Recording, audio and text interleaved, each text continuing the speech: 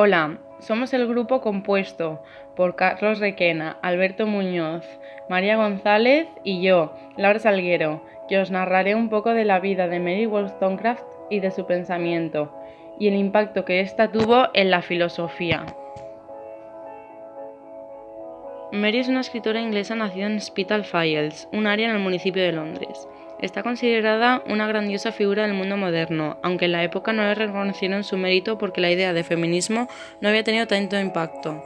Escribió novelas, ensayos, cuentos y un libro de literatura infantil.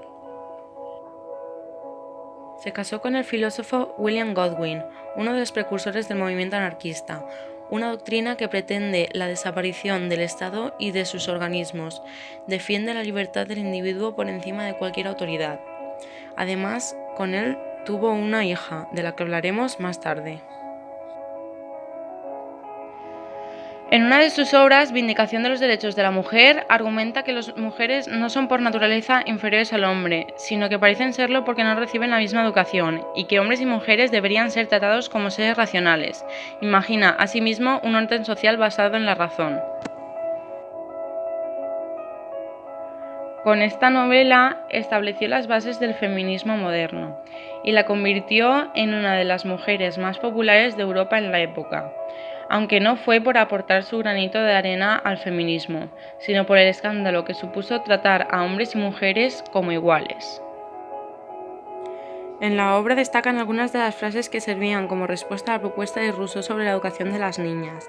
Lo que le llevó a escribir su primer libro es el hecho de que la gente, como Rousseau, escribía los libros que se publicaban en la época destinados y dirigiéndose a las niñas y al aprendizaje de un buen comportamiento.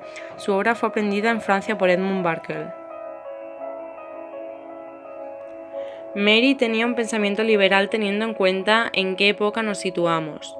Convertirse en una escritora de forma profesional era todo un reto para la mujer. Este era un oficio de hombres, aunque no supuso un inconveniente para ella.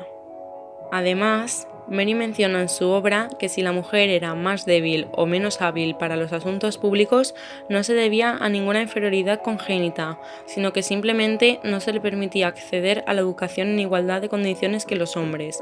Ella sugería solucionar este problema implantando una educación mixta, algo implanteable entonces. Otra de sus reflexiones era la del matrimonio. Pensaba que el matrimonio era un mero contrato de compra por parte del hombre, pues en ningún caso existía una relación de igualdad entre las dos partes. Esto significaba que la mujer era tratada como un objeto que se podía comprar y vender. La familia es una de las instituciones básicas de la sociedad patriarcal. Otra de sus obras es Cartas de una breve estancia en Suecia, Noruega y Dinamarca, donde relata el impacto que le produjo la naturaleza y la sociedad nórdica. Incluye partes de su relación con Gilbert Imlay, un norteamericano con quien tuvo una apasionada relación de amor. Más tarde regresó a Londres, donde se estableció de forma independiente y seguidamente comenzó una relación con William Godwin. Murió de un parto al tener a su segunda hija, Mary Shelley, quien más tarde se casó con el conocido poeta romántico Percy Bysshe Shelley. Mary Shelley siguió los pasos de su madre y se dedicó a la escritura. Escribió obras como el moderno Prometeo o la novela gótica Frankenstein. Además, editó y promocionó obras de su marido. Con la muerte de su esposo, se dedicó plenamente a su profesión y a educar al único hijo vivo de los cuatro, Percy Florence. Tras la muerte de Mary Wollstonecraft a los 38 años, su marido publicó toda su biografía y sus memorias sin tapujos, exponiendo todas sus vicisitudes personales e intelectuales. La reacción fue polémica sin precedentes. Toda su obra quedó eclipsada por el escándalo.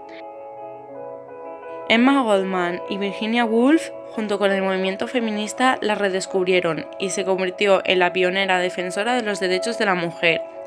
Asentó las bases del feminismo y demostró ser una feminista no solo con palabras, sino también con sus actos. La equiparación de oportunidades, derechos y obligaciones entre hombres y mujeres es un hecho constante que afortunadamente las mujeres que vivimos en este tiempo disfrutamos.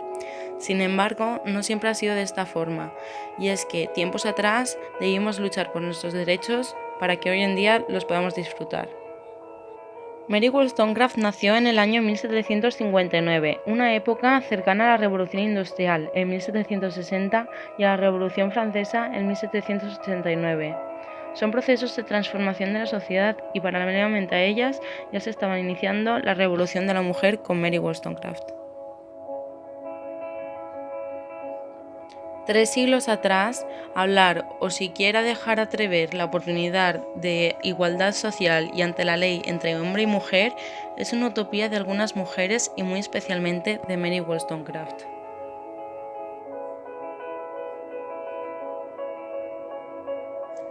El feminismo se define como una doctrina y movimiento social que permite para las mujeres el reconocimiento de unas capacidades y unos derechos que tradicionalmente han estado reservados para los hombres.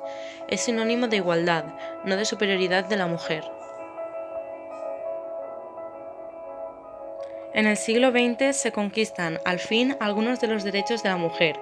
Poco a poco, la mujer empezó a ser más independiente de forma económica y su trabajo no solo se centraba en cuidar de los niños y lavar la ropa. Claro está que aún nos queda un largo recorrido por delante, ya que la RAE sigue definiendo a la mujer como sexo débil.